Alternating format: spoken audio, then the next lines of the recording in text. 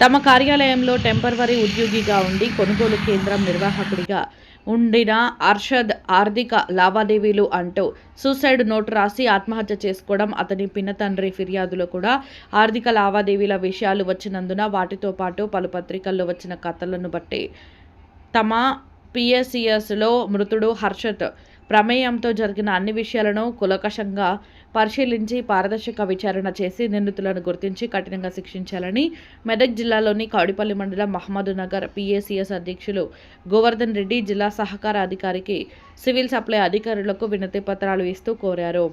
ఆయనతో పాటు పిఎస్సిఎస్ ఉపాధ్యక్షులు సభ్యులు ఈ వినతి పత్రాలు ఇచ్చే కార్యక్రమంలో పాల్గొన్నారు. మృతుడి బాబాయ్ కుత్బుద్దీన్ మాట్లాడుతూ తమ కుమారుడు మృతికి కారకులు అంటూ పలు పేర్లు సూచిస్తూ వారిపై పోలీసులు పూర్తి విచారణ చేసి కఠిన చర్యలు తీసుకోవాలని అన్నారు. మృతి చెందిన రోజు సాయంత్రం పోలీస్ స్టేషన్కు వచ్చిన యువత ఫ్రెండ్సే తమ హర్షద్ ఎలాంటి వాడో సాక్ష్యమని, పోలీసులు మాత్రం తమ విచారణ పారదర్శకంగా చేసి తమకు గల విశ్వాసాన్ని గెలిపిస్తారని కోరుకుంటున్నామన్నారు.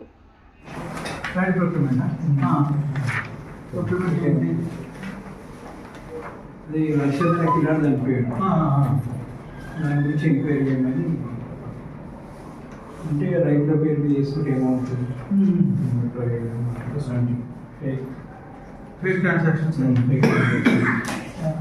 అంత జరిగింది. మరి సెంట్రల్ వాళ్ళు చూసుకోలేదు.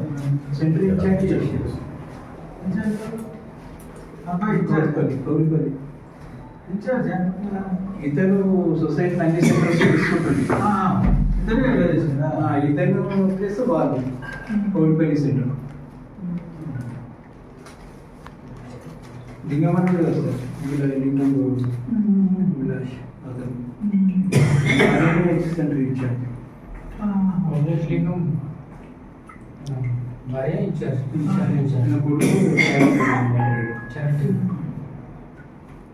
డాక్రా మహిళా సంఘం మన భార్గవలో ఉన్నప్పుడేమో డైరెక్టర్స్ ఇన్వాల్వ్ అవుతుండే, ప్రతి ఒక్క సెంటర్ చూస్తుండే వీళ్ళందరూ.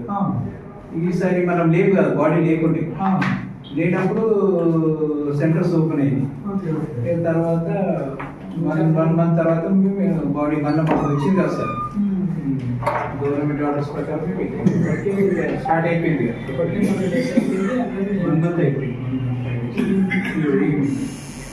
రాసిచ్చింది, ఇంకా రాసిచ్చింది సిఇఓ.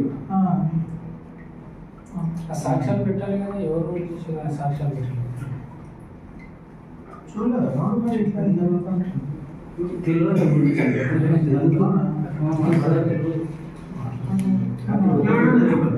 చెప్పలేదు సార్. ఒకటి బయటకు వస్తుంది సార్. ఫేక్ ట్రాన్సాక్షన్ చేసిన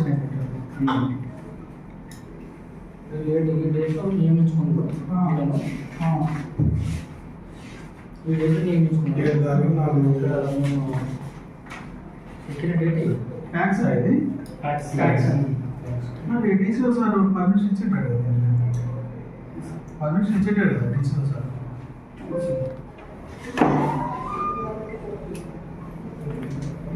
తీర్మానం చేసి సెంటర్ ఇన్ఛార్జ్ అది ఏమి ఇస్తారు కదా సార్, వీళ్ళందరూ 40 సెంటర్స్ ఇచ్చారు. ఈ సెంటర్లన్నీ నేను ఇన్ఛార్జ్ వ్యక్తులు రాష్ట్రం సెంటర్ ఇప్పుడు జరిగింది ఏదంటే ఓన్లీ కౌడిపల్లి అనిపిస్తుంది. అన్ని కూడా ఎంక్వైరీ చేయాలని మనం అంటాం. జరిగింది ఏందో తెలియదు సార్. ఇప్పుడు చనిపోయిన అబ్బాయి ఇప్పుడు ఇట్లా రాసిండు అన్నట్టు, అమౌంట్ ఇంత వచ్చింది, ఇంత చెక్ ట్రాన్స్ఫర్ చేయడం, రైతుల దగ్గరికి తీసుకొని డైరెక్ట్ వీళ్ళకి చేయడం, ఆయన ఒకరికి లింగం వాళ్ళ భార్య ఇట్లా ట్రాన్సాక్షన్స్ నేను అన్ని తీసి పోలీస్ కంప్లైంట్ కూడా ఇచ్చి కదా సార్.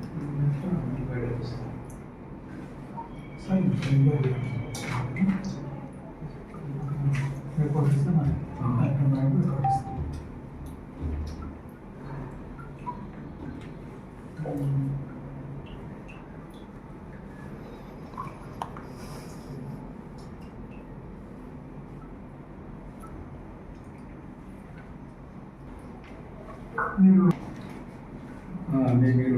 నేను మీటింగ్ పెట్టాను. పెట్టుకొని దీని మీద రెవల్యూషన్ పాస్ చేసాను. మేడం వచ్చిరా డీసీ గారు లేదు లేదు పేస్ట్ చేశాను వచ్చిరా లేదు డీసీ గారు కూడా మీటింగ్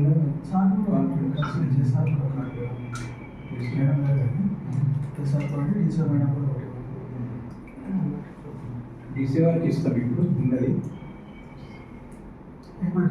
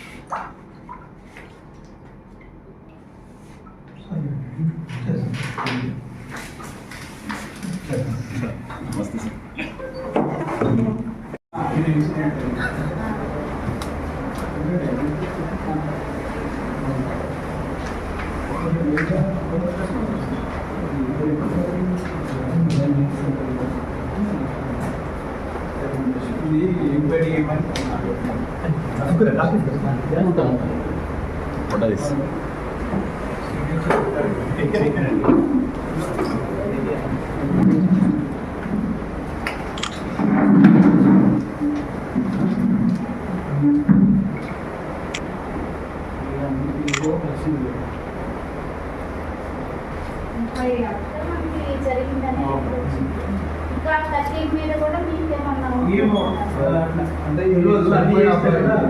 14 సెంటర్లో కూడా జరిగింది.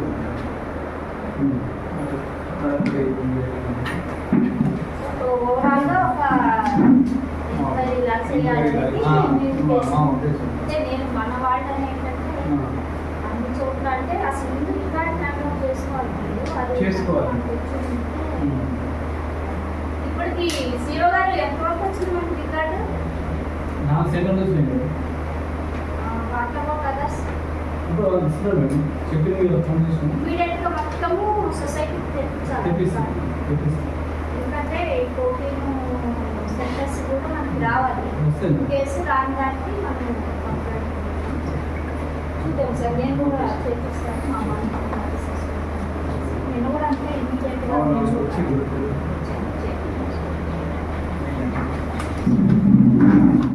నిన్న పిఏసిఎస్ మహమ్మద్ నగర్లో షేక్ హర్షద్ అనేటటువంటి ఒక డైలీ వేజ్ కంప్యూటర్ ఆపరేటర్గా పనిచేస్తున్నటువంటి వ్యక్తి ఆత్మహత్య చేసుకోవడానికి పురుకొల్పినటువంటి పరిస్థితులను మేము విచారణ చేస్తున్నాము.